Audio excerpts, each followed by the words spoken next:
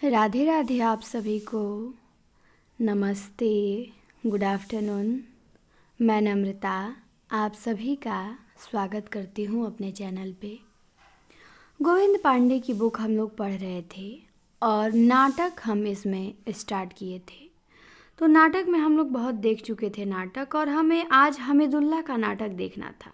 पिछले क्लास में हमने यहीं पे ब्रेक किया था हमीदुल्लाह के यहाँ से। तो हमें हमीदुल्लाह के नाटक के यहाँ से आज शुरू करना है। तो चलिए शुरू करते हैं। हमीदुल्लाह एक व्यंग नाटककार के रूप में प्रसिद्ध हैं। इनके प्रकाशित नाटक निम्न हैं। तो हमीदुल्लाह एक व्यंग नाटककार के रूप में फेमस हैं और इनके प्रकाशित नाटकों के नाम दिए हैं। तो पहला दिया है उलझी आकृतियाँ। क्या है? उलझी आकृतियाँ 1973। इस नाटक में पैसे को सामाजिक प्रतिष्ठा दिखाकर यथार्थ का चित्रण है। इसके बाद इनका दूसरा नाटक है दरिंदे। दरिंदे नाटक है 1975 में।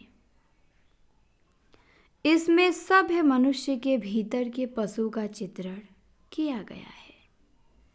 इसके बाद उत्तर उर्वशी है 1979 में और हरवार है 1986 में।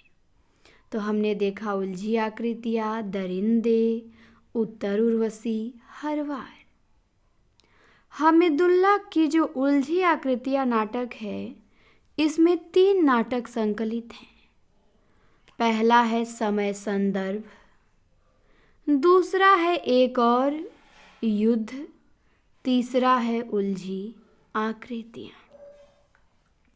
तो हमीदुल्लाह के उलझी आकृतियाँ में 3 नाटक हैं, समय संदर्भ, एक युद्ध और उलझी आकृतियाँ। सन 1974 में प्रकाशित नाटक अमृतपुत्र सत्यव्रत सिन्हा का एक विसंगति नाटक है। यह इनकी एकमात्र नाट्य कृति है। तो ध्यान देंगे, 1974 में सत्यव्रत सिन्हा का नाटक आता है अमृतपुत्र। ये इनका विसंगति बोध का नाटक है और ये इनकी एकमात्र नाट्य कृति है। तो ध्यान देना है, अमृतपुत्र किसने लिखा? सत्यव्रत सिन्हा ने। अब आते हैं विपिन कुमार अग्रवाल। विपिन कुमार अग्रवाल को कुछ विद्वानों ने हिंदी में विसंगति बोध के नाटकों के आरंभकर्ता के रूप में स्वीकार किया है। तो विपिन अग्रवाल को हिंदी में विसंगति बोध के नाटकों के आरंभकर्ता के रूप में स्वीकार किया जाता है। विपिन कुमार ने 3 एब्सर्ड नाटक लिखे हैं।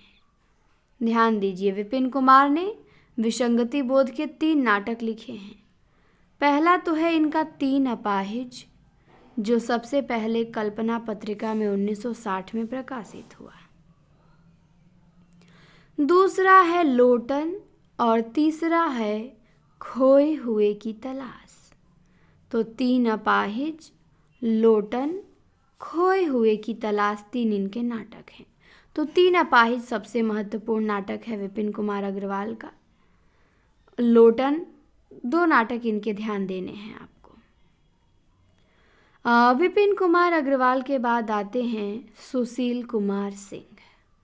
सुशील कुमार सिंह राजनीतिक नाटककार के रूप में प्रसिद्ध हैं। इनके प्रमुख नाटक भी निम्न हैं। तो सुशील कुमार सिंह राजनीतिक नाटककार के रूप में फेमस हैं। इनके नाटक देखिए, सिंहासन खाली है, बापू की हत्या 1000वीं बार, अंधेरे के राही, नागपास और 4 यारों का यार। सिंहासन खाली है, बापू की हत्या 1000वीं बार, अंधेरे के राही, नागपाश और 4 यारों का यार। तो इनके 2 नाटक आपको याद रखने हैं सुशील कुमार सिंह का। एक तो सिंहासन खाली है, सबसे महत्वपूर्ण है। दूसरा बापू की हत्या 1000वीं बार। तो सिंहासन खाली है, बापू की हत्या 1000वीं बार, सुशील कुमार सिंह। इसके बाद है मणि मधुकर। इसके बाद कौन है? मणि मधुकर है। मणि मधुकर लोक नाट्य शैली में सामाजिक एवं राजनीतिक नाटक लिखने के लिए प्रसिद्ध हैं और इनके प्रमुख नाटक दिए गए हैं। तो मणि मधुकर के तो सभी नाटक महत्वपूर्ण हैं। जैसे इनका पहला नाटक 1975 में है रसगंधर्व। रसगंधर्व में तत्कालीन राजनीति सामाजिक विसंगति का चित्रण किया गया है।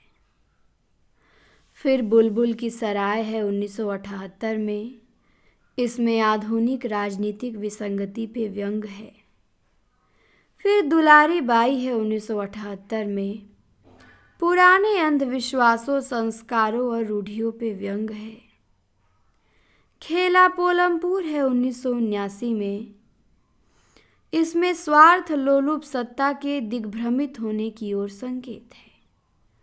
फिर एक तारे की आंख है 1980 में। इसमें कबीर दास के व्यक्तित्व के आधार पर लिखा गया है एक तारे की आंख। तो 5 नाटक मणि मधुकर का हमने देखा और 5 आपको याद होने चाहिए, सभी महत्वपूर्ण हैं। रसगंधर्व, बुलबुल की सराय, दुलारी बाई, खेला पोलमपुर, एक तारे की आंख। दिया है आगे कि दया प्रकाश सिन्हा राजनीतिक नाटक लिखने के लिए प्रसिद्ध हैं। तो ध्यान देंगे, राजनीतिक नाटक लिखने के लिए दया प्रकाश सिन्हा फेमस हैं। इनके 3 नाटक हैं जिनको राजनीतिक नाटक त्रयी कहा जाता है।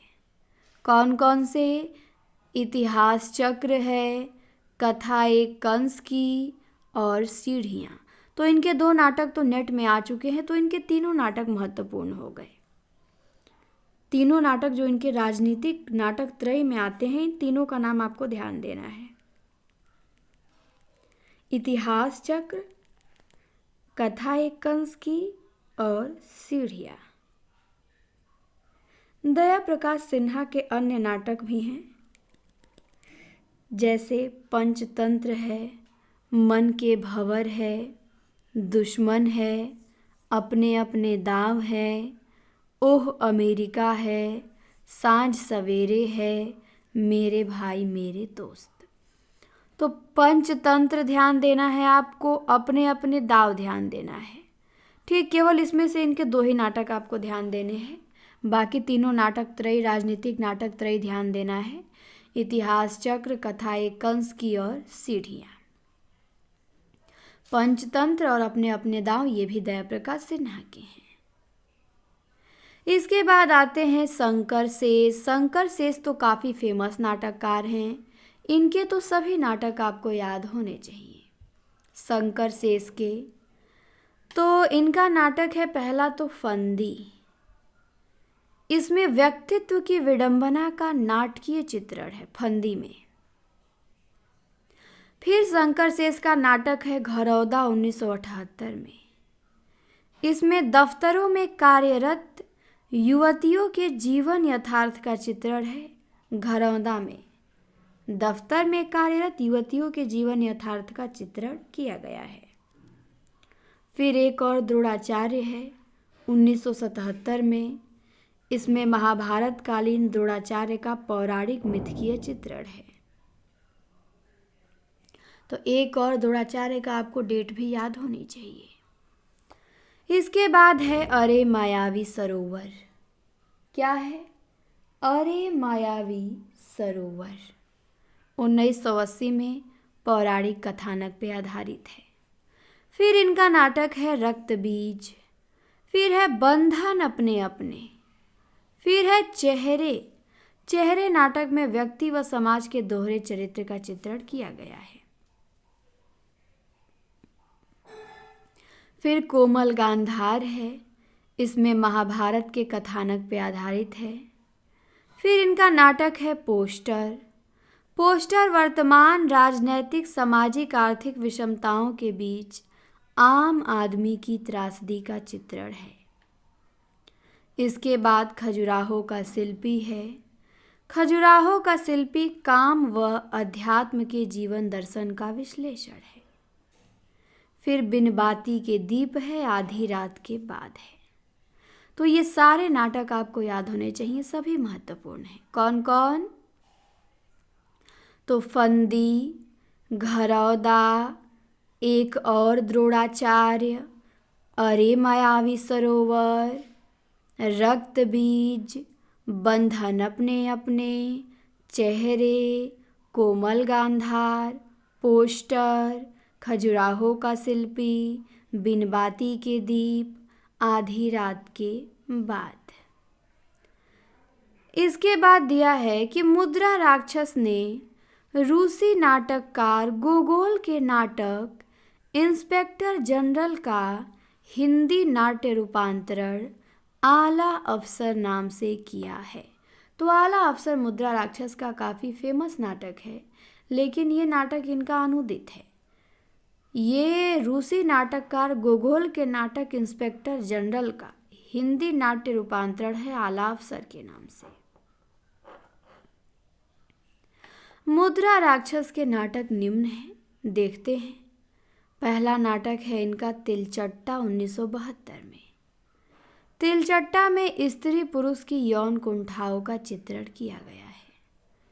तो तिलचट्टा 1972 स्त्री पुरुष की यौन कुंठाओं का चित्रण है। इसके बाद योर्स फेथफुली है 1974 में। इसमें केंद्रीय कर्मचारियों की हड़ताल व अधिकारियों की क्रूरता और स्वार्थपरता का चित्रण है। फिर मरजीवा है। मरजीवा वर्तमान समाज की विसंगति व अभिशप्त व्यक्ति की नियति का चित्रण है। फिर तेंदुआ है। तेंदुआ मानव की पार्श्विक प्रवृत्ति का चित्रण है। प्रथम प्रस्तुति है आला अफसर है 1979 में। नौकरशाही के क्रूर व कुटिल चरित्र का चित्रण इसमें किया गया है। फिर गुफाएं हैं इनका 1979 में, द्विपात्रीय प्रयोगात्मक रचना है। इसके बाद संतोला है 1980 में। वर्तमान सामाजिक स्थिति के बीच से नए समाज की कल्पना इसमें दिखाई गई है।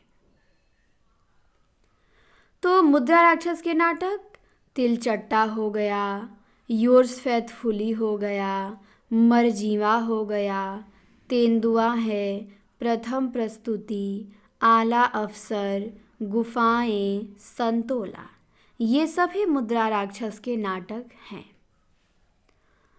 आगे दिया है कि मुद्रा राक्षस ने नाटक की भाषा को हाशिए की भाषा कहा है। तो मुद्रा राक्षस ने नाटक की भाषा को क्या कहा है? हाशिए की भाषा। तो पूछेगा कि किसने नाटक की भाषा को हाशिए की भाषा कहा है? तो मुद्रा राक्षस ने। मुद्रा राक्षस के बाद आते हैं गिरिराज किशोर। इनके भी नाटक अग्रांकित हैं गिरिराज किशोर के। तो देखते हैं। पहले तो दिया है इनका नाटक नरमेध। फिर है बादशाह गुलाम बेगम 1979 में। इसमें सत्ता की क्रूरता से आक्रोशित जनता का मूर्त चित्रण किया गया है बादशाह गुलाम बेगम में। फिर है प्रजा ही रहने दो 1977 में, महाभारत के कथानक पे आश्रित है। फिर घोड़ा और घास है 1980 में। फिर है चेहरे चेहरे किसके चेहरे 1983 में। ये व्यवस्था की निरंकुशता व जनता की पीड़ा का चित्रण है चेहरे चेहरे किसके चेहरे नाटक में। फिर केवल मेरा नाम लो 1984 में है। इसमें फ्राइडीय मनोविज्ञान पे आधारित इडिपस ग्रंथि से पीड़ित व्यक्ति का चित्रण है। फिर है जुर्म आयद। तो जुर्म आयद 1987 में है। न्याय व्यवस्था के खोखलेपन का चित्रण है। काठ की तोप 2001 में है, व्यंग्यात्मक नाटक है। तो हमने कितने नाटक देखे गिरिराज किशोर के? नरमेध देखा, बादशाह गुलाम बेगम देखा, प्रजा ही रहने दो देखा, घोड़ा और घास देखा, चेहरे चेहरे किसके चेहरे, केवल मेरा नाम लो, जुर्म आयद काठ की तोप। गिरिराज किशोर कृत नरमेध के संबंध में डॉक्टर गिरीश रस्तोगी लिखती हैं। क्या लिखती हैं कि नरमेध वस्तुतः आधुनिक बोध से उपजा इंटेलेक्चुअल्स नाटक है। तो ये गिरीश रस्तोगी ने लिखा है नरमेध नाटक के बारे में। तो जुर्मायद काठ की तोप, केवल मेरा नाम लो, चेहरे चेहरे किसके चेहरे, घोड़ा और घास, प्रजा ही रहने दो, बादशाह गुलाम बेगम, नरमेध, ये सभी नाटक गिरिराज किशोर के हैं। इसके बाद आगे देखते हैं। दिया है कि 1979 में प्रकाशित 5वां सवार नाटक बलराज पंडित का महत्वपूर्ण नाटक है जो बूढ़े समाज समस्या पे आधारित है। तो 5वां सवार नाटक किसका है? बलराज पंडित का है। किस पे आधारित है? तो बूढ़े समाज की समस्या पे आधारित है 5वां सवार। फिर आगे देखिए, आगे दिया है कि दूधनाथ सिंह ने उर्वशी पुरुरवा के पौराणिक गाथा के आधार पे सन 1900 में यम गाथा की रचना की। तो यम गाथा नाटक दूधनाथ सिंह का है, 1900 में लिखा है इन्होंने, उर्वशी पुरुरवा के पौराणिक गाथा को आधार बना के। आगे देखिए, आगे दिया है कि ललित कुमार सहगल ने हत्या एक आकार की नाटक की रचना की। तो हत्या एक आकार की किसका नाटक है? ललित कुमार सहगल का। फिर है शिवमूरत सिंह ने पूर्वार्ध नाटक की रचना की। तो ललित कुमार और शिवमूरत सिंह के नाटक आपको याद नहीं करने हैं। हाँ, ये याद करना है कि डॉक्टर विनय ने महाभारत के कथानक पे एक काव्य नाटक लिखा, एक प्रश्न मृत्यु। तो एक प्रश्न मृत्यु काव्य नाटक आ चुका है। प्रश्न किसने लिखा? तो डॉक्टर विनय ने, महाभारत के कथानक पे आधारित है। इसके बाद आते हैं असगर वजाहत। असगर वजाहत लिखते हैं इल्ला की आवाज, इला की आवाज। तो इला की आवाज नाटक कौन लिखता है? असगर वजाहत लिखते हैं। आगे दिया है कि बृजमोहन शाह व्यंग एवं विसंगति बोध के नाटककार हैं। इनके प्रमुख नाटक निम्नलिखित हैं। तो बृजमोहन शाह व्यंग एवं विसंगति बोध के नाटककार हैं और इनके प्रमुख नाटक देखिए। पहला है त्रिशंकु, दूसरा है सह्ये मात, तीसरा है युद्ध मन। त्रिशंकु 1973 में है, व्यंग समस्या नाटक है। सह्ये मात 76 में है, विसंगति बोध का नाटक है। युद्ध मन 75 में है, युद्ध की विवशता, युद्ध का विरोध और युद्ध से विरक्त स्थिति का चित्रण इसमें किया गया है। आगे दिया है डॉक्टर दशरथ ओझा। इनका कथन है कि त्रिशंकु हिंदी का आधुनिक युग में पहला तेज तुर्स और तल्ख नाटक है। तो त्रिशंकु जो बृजमोहन शाह का नाटक है उसके बारे में दशरथ ओझा कहते हैं, क्या कहते हैं कि जो त्रिशंकु है ये हिंदी का आधुनिक युग में पहला तेज तुर्स और तल्ख नाटक है। फिर इनका नाटक है सह्ये मात। ये हिंदी का एक गिनीफिकेंट नाटक है। सह्ये मात बृजमोहन शाह का जो नाटक है ये हिंदी का एक गिनीफिकेंट नाटक है। इसके बाद आते हैं रामेश्वर प्रेम।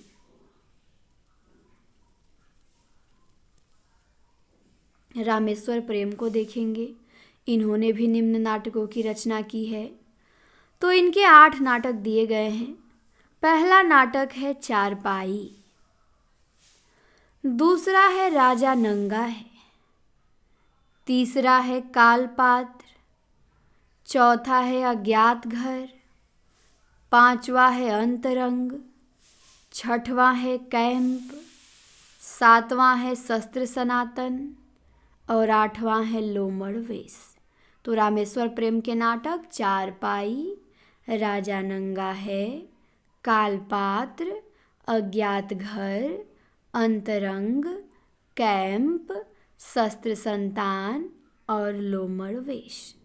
तो इनके नाटकों में आपको चारपाई ध्यान देना है, राजा नंगा है ध्यान देना है, शस्त्र सनातन ध्यान देना है और लोमड़ वेश ध्यान देना है। 8 में से इनके 4 नाटक आपको ध्यान देने हैं। अब आगे देखिए क्या दिया है। दिया है कि लोमड़ वेश नाटक अंग्रेज नाटककार वेन जॉनसन के हास्य नाटक दी फॉक्स या वॉलपोनी का हिंदी रूपांतरण है। तो जो रामेश्वर प्रेम का नाटक है लोमड़ वेश, ये वेन जॉनसन के हास्य नाटक दी फॉक्स या वॉलपोनी का हिंदी रूपांतरण है। इसके बाद आते हैं नरेंद्र मोहन। इनके प्रमुख नाटक देखेंगे। नरेंद्र मोहन के इन्होंने भी लिखा है। तो इनका तो पहला नाटक है कहे कबीर सुनो भई साधो, जो आप लोग कंफ्यूज हो के बार बार हरिशंकर परसाई बताते हैं। तो हरिशंकर परसाई का निबंध है सुनो भई साधो, और नाटक है नरेंद्र मोहन का कि कहे कबीर सुनो भई साधो। 1987 में ये नाटक आता है और कबीर के व्यक्तित्व पे आधारित है। इसके बाद है सींगधारी 1988 में, कलंदर है 1991 में। कलंदर जो नरेंद्र मोहन का नाटक है, सूफियों के मस्ती आज़ादी का चित्रण इसमें किया गया है। फिर नो मैंस लैंड है 1994 में, ये हिंदुस्तान के बंटवारे की त्रासदी का चित्रण है नो मैंस लैंड में। और अभंग गाथा है 2000 ईस्वी में। तो अभंग गाथा संत तुकाराम के जीवन पे आधारित है। तो हमने इनके कितने नाटक देखे नरेंद्र मोहन के? 5 देखे। कहे कबीर सुनो भई साधो, सींगधारी, कलंदर, नो मैंस लैंड, अभंग गाथा, जिनमें से कहे कबीर सुनो भई साधो, नो मैंस लैंड और अभंग गाथा ये 3 महत्वपूर्ण हैं। आगे दिया है नो मैंस लैंड नाटक मंटो की कहानी टोवा टेक सिंह से प्रभावित है। तो नो मैंस लैंड नाटक मंटो की कहानी टोवा टेक सिंह से प्रभावित है। अब आते हैं शरद जोशी। शरद जोशी को देखते हैं। तो शरद जोशी जो हैं, ये व्यंग नाटक लेखक के रूप में प्रसिद्ध हैं और इनके प्रमुख व्यंग नाटक निम्न हैं। जैसे सरोज जोशी आपके क्या है? व्यंग हैं, ये ध्यान देना है, व्यंग नाटक लिखते हैं ये। तो इनके 3 प्रमुख नाटक हैं। पहला है बैगन की नाव, दूसरा है एक था गधा, तीसरा है अंधों का हाथी। तो बैगन की नाव, एक था गधा, अंधों का हाथी, ये सभी नाटक किसके हैं? तो शरद जोशी के। बैगन की नाव, एक था गधा, अंधों का हाथी।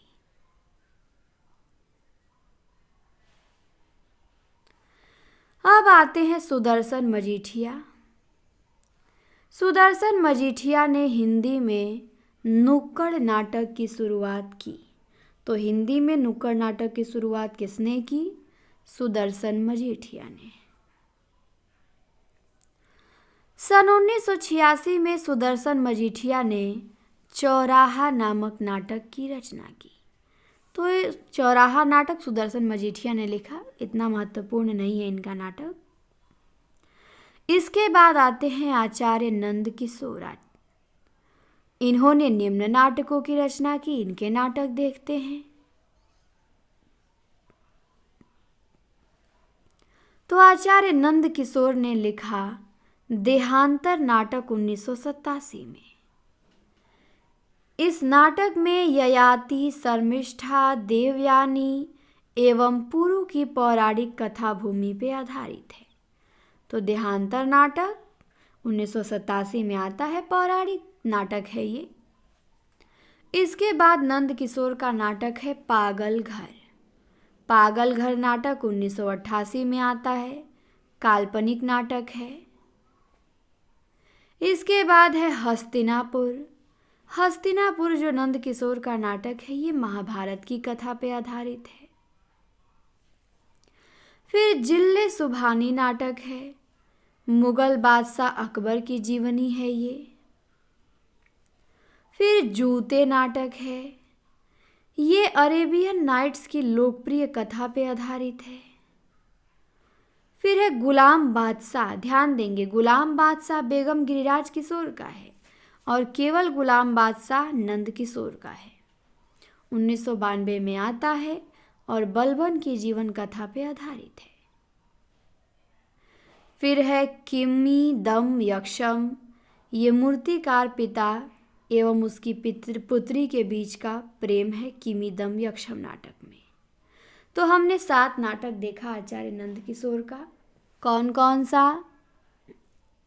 देहांतर, पागल घर, हस्तिनापुर, जिल्ले सुभानी, जूते, गुलाम बादशाह, किमिदम यक्षम। आगे आते हैं। आगे दिया है कि समकालीन नाटककारों में कृष्ण बलदेव वैद्य का प्रमुख स्थान है। इनके प्रमुख नाटक अग्रांकित हैं। तो कृष्ण बलदेव वैद्य के 3 नाटक यहाँ पे दिए गए हैं। पहला तो है इनका भूख आग है 1998 में। यह एक विडंबना प्रधान नाटक है। दूसरा है हमारी बुढ़िया 2000 में। यह एक बूढ़ी स्त्री के त्रासदी का चित्रण है। तीसरा है सवाल और स्वप्न 2001 में। ये स्त्री की अस्मिता एवं त्रासदी का चित्रण है। तो भूख आग है कृष्ण बलदेव वैद्य, हमारी बुढ़िया कृष्ण बलदेव वैद्य, सवाल और स्वप्न कृष्ण बलदेव वैद्य। आगे देखिए, बुढ़िया की गठरी नामक कहानी पर हमारी बुढ़िया नाटक का सृजन किया गया है, जो लेखक की ही एक कहानी है। तो बुढ़िया की गठरी नामक कहानी पे हमारी बुढ़िया नाटक का सृजन किया गया है। तो बुढ़िया की गठरी कहानी भी लेखक की ही है और उसी पे एक नाटक लिख दिए हैं हमारी बुढ़िया। तो कृष्ण बलदेव वैद्य का भूख आग है, हमारी बुढ़िया, ध्यान देना है।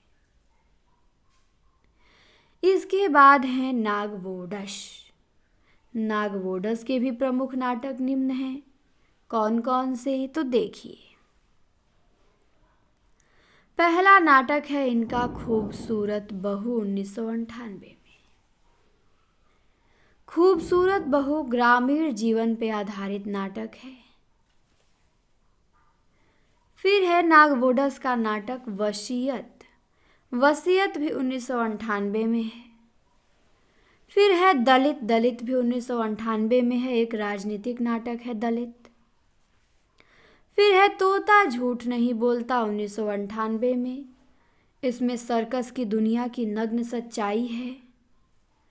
फिर है पढ़ो फारसी बेचो तेल 2002 में। इसमें ऑस्ट्रिया के प्रख्यात दार्शनिक विटगेन्स्टाइन के जीवन पर आधारित है। तो नागवोडश के नाटक खूबसूरत बहू, वसीयत। वसीयत कहानी भगवती चरण वर्मा की है, लेकिन नाटक नागवोडश का है। तो खूबसूरत बहू, वसीयत, दलित, तोता झूठ नहीं बोलता, पढ़ो फारसी बेचो तेल। तो ये 5 नाटक महत्वपूर्ण है। नागवोडस के 5 आपको याद होने चाहिए। इसके बाद आते हैं स्वदेश दीपक। स्वदेश दीपक प्रगतिशील नाटककार हैं और इनके प्रमुख नाटक निम्न हैं। तो देखिए, इन्होंने भी 5 नाटक लिखे हैं और स्वदेश दीपक के भी 5 नाटक काफ़ी महत्वपूर्ण हैं। तो पहला नाटक है इनका नाटक बाल भगवान, 1989 में आता है। लेखक की इसी शीर्षक की कहानी का नाट्य रूपांतरण है। तो स्वदेश दीपक ने नाटक बाल भगवान नाम से कहानी लिखा था, उसी का नाट्य रूपांतरण कर दिया। फिर कोर्ट मार्शल है 1991 में, ये फौजी जीवन की सच्चाई है इसमें। फिर जलता हुआ रथ है 1998 में, इसमें शोषक एवं शोषित के बीच का संघर्ष व दर्द है। फिर सबसे उदास कविता है स्वदेश दीपक का 1998 में, जिसमें वर्ग संघर्ष का चित्रण है। फिर काल कोठरी है 1999 में, जिसमें कलाकार की पीड़ा का चित्रण है। तो नाटक बाल भगवान, कोर्ट मार्शल का डेट ध्यान देना है, 1991 पूछ सकता है। जलता हुआ रथ, सबसे उदास कविता, काल कोठरी। तो ये 5 इनके नाटक मोस्ट हैं।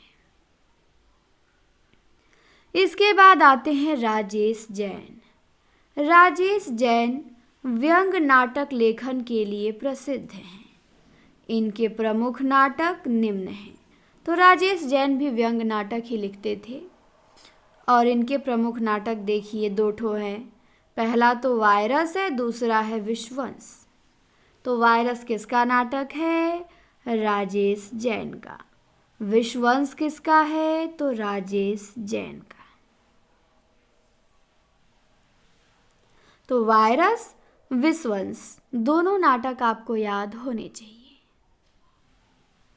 वायरस नाटक में एक अन्य नाटक भी संकलित है जिसका नाम है धक्का पंप, और धक्का पंप एक व्यंग्यात्मक नाटक है। तो ये ध्यान देना है आपको कि वायरस नाटक में एक और नाटक संकलित है राजेश जैन का, धक्का पंप। तो धक्का पंप किसका है? राजेश जैन का। इसके बाद आते हैं प्रताप सहगल। प्रताप सहगल ने भी 2 नाटकों की रचना की है।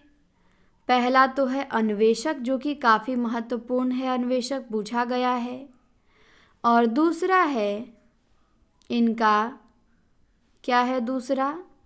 तो दूसरा है कि और नहीं कोई अंत, 1999 में। तो अन्वेषक ज़्यादा मोस्ट है। अन्वेषक और नहीं कोई अंत, 2 नाटक प्रताप सहगल ने लिखा है। अब दिया है कि अन्य प्रमुख नाटककार कुछ हैं जो अग्रांकित है, उनको भी देखेंगे हम। तो चलिए उनको देखते हैं। जैसे नरेश मेहता हैं। नरेश मेहता के नाटक हैं 3। क्या है? तो खंडित यात्राएं, रोटी और बेटी, सुबह के घंटे। तो नरेश मेहता के 3 नाटक हैं, खंडित यात्राएं, रोटी और बेटी, सुबह के घंटे। इसके बाद नरेंद्र कोहली हैं। नरेंद्र कोहली ने लिखा है शंभू की हत्या। तो शंभू की हत्या नाटक नरेंद्र कोहली का। फिर है रमेश चंद्र शाह, इनका भी नाटक है। इन्होंने लिखा है मारा जाई खुसरो। रमेश चंद्र शाह ने क्या लिखा है? मारा जाई खुसरो। फिर सुदर्शन चोपड़ा हैं। सुदर्शन चोपड़ा लिखते हैं काला पहाड़। काला पहाड़ सुदर्शन चोपड़ा का नाटक है। पृथ्वीनाथ शास्त्री हैं, इनका है क्रीड़ानक। लक्ष्मी नारायण भारद्वाज है, इनका है अश्वत्थामा। अजीत कुमार पुष्कल हैं, इनका है घोड़ा घास नहीं खाता। कड़ाद ऋषि भटनागर है, इनका है जहर जनता का सेवक। चिरंजीत हैं, इनके नाटक हैं 2, तस्वीर उसकी और अभिमन्यु चक्रव्यूह में। तो चिरंजीत के नाटक केवल अभिमन्यु चक्रव्यूह में आपको ध्यान देना है, बाकी तस्वीर उसकी तो उतना कुछ खास नहीं है। अभिमन्यु चक्रव्यूह में चिरंजीत का नाटक है, बाकी इनमें से आपको किसी का नाटक नहीं ध्यान देना है। ठीक। नरेंद्र कोहली का शंभू की हत्या ध्यान दे सकते हैं, रमेश चंद्र शाह का मारा जाए खुसरो ध्यान दे सकते हैं, और थोड़ा बहुत ध्यान सुदर्शन चोपड़ा का काला पहाड़ पे दे सकते हैं। बाकी तो ये सब बकवास है। और नरेश मेहता के तो तीनों नाटक आपको ध्यान देने हैं, खंडित यात्राएं, रोटी और बेटी, सुबह के घंटे। अब इधर आइए, इस लाइन में देखते हैं।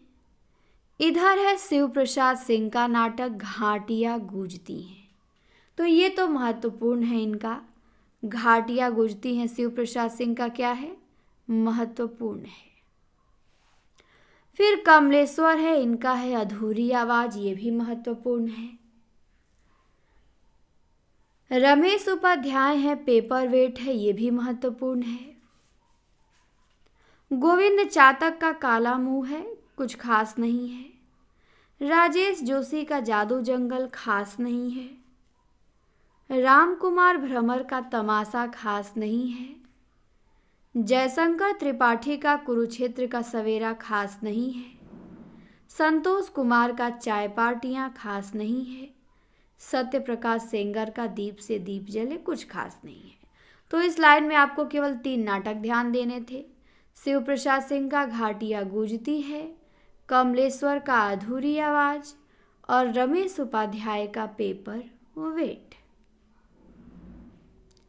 इसके बाद दिया है कुछ प्रमुख अनूदित नाटक और नाटककार, और उसके बाद महिला नाटककारों को दिया है। महिला नाटककारों को दिया है, फिर एकांकी दिया है। तो एक क्लास और होगी और हमारा ये क्या हो जाएगा, नाटक समाप्त हो जाएगा। हम आ जाएंगे उपन्यास पे। तो चलिए, ये जो अनूदित नाटक है इसको देख लेते हैं, ताकि महिला नाटककारों को हमें अगली क्लास में देखना हो। तो राजा लक्ष्मण सिंह ने अनुवाद किया 1862 में कालिदास के नाटक अभिज्ञान शाकुंतलम का शकुंतला नाम से। तो कालिदास के अभिज्ञान शाकुंतलम का शकुंतला नाम से अनुवाद किया राजा लक्ष्मण सिंह ने। फिर रत्नचंद्र लीडर ने विलियम शेक्सपियर के नाटक कॉमेडी ऑफ इरर्स का भरमा झलक नाम से अनुवाद किया, ये खास नहीं है। फिर मुद्रा राक्षस ने गोगोल के नाटक द गवर्नमेंट अफसर का आला अफसर नाम से अनुवाद किया। फिर रघुवीर सहाय ने विलियम शेक्सपियर के नाटक मैकबेथ का बर्नम वन नाम से अनुवाद किया। फिर विष्णु प्रभाकर ने प्रभात कुमार मुखोपाध्याय का देवी नाटक, जो बांग्ला भाषा में था, इसका अनुवाद किया बंदिनी नाम से। और रामेश्वर प्रेम का तो सबसे मोस्ट है भाई। रामेश्वर प्रेम ने वेन जॉनसन के नाटक दी फॉक्स या वॉलपेनी का अनुवाद किया लोमड़ वेश नाम से। तो लक्ष्मण सिंह को ध्यान देना है, मुद्रा राक्षस को ध्यान देना है, रघुवीर सहाय को, विष्णु प्रभाकर को, रामेश्वर प्रेम को। रामेश्वर प्रेम ने वेन जॉनसन के नाटक दी फॉक्स या वालपोनी का लोमड़ वेश नाम से अनुवाद किया। इसके बाद है मन्नू भंडारी, इन्होंने 2 प्रमुख नाटकों की रचना की जो निम्न है, तो उसको हम देखेंगे नेक्स्ट क्लास में। महिला नाटककारों को और एकांकी देखेंगे, और उस क्लास में हमारा नाटक समाप्त हो जाएगा। फिर बचेगा हमारा उपन्यास। तो कल नाटक हम इस बुक से समाप्त करेंगे और उपन्यास में आ जाएंगे। तो चलिए, इस क्लास को यहीं पे समाप्त करते हैं। क्लास कैसी लगी कमेंट में आप सभी को बताना है। सभी मित्रों के यहाँ शेयर कीजिए, और चैनल पे पहली बार जुड़े हैं तो सब्सक्राइब करें। पीछे की सारी क्लास आपको देखना है तो प्लेलिस्ट में जाके देख सकते हैं। क्लास आपने देखा उसके लिए आप सभी को बहुत बहुत धन्यवाद।